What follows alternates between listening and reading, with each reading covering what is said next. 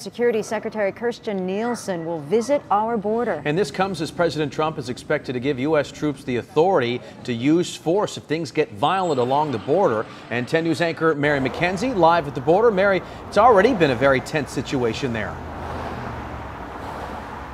Yeah, we're keeping an eye on the traffic here at the San Ysidro port of entry. Of course, it was a very different scenario here yesterday morning. It is flowing normally right now after those closures. But those two big things happening here. The president is expected to announce today that U.S. military troops will be allowed to use force to protect border agents from any acts of violence by members of the caravan. And they currently do not have the authority to engage with caravan members. Soon they will, though, in order to protect CBP personnel. And then a retired Marine colonel we talked to says lethal force would certainly be their last option.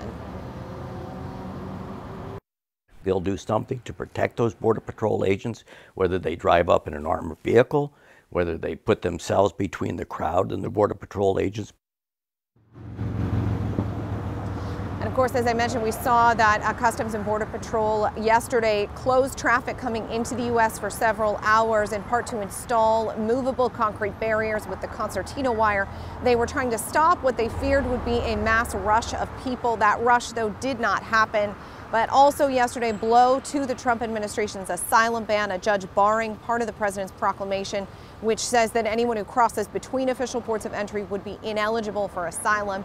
U.S. District Court judge saying yesterday that violates federal law. So we will certainly be watching for word from the White House closely this morning. Of course, now we know that DHS Homeland Security Secretary Kirstjen Nielsen will be here later this afternoon as well. We're live in San Ysidro. Mary McKenzie, 10 News.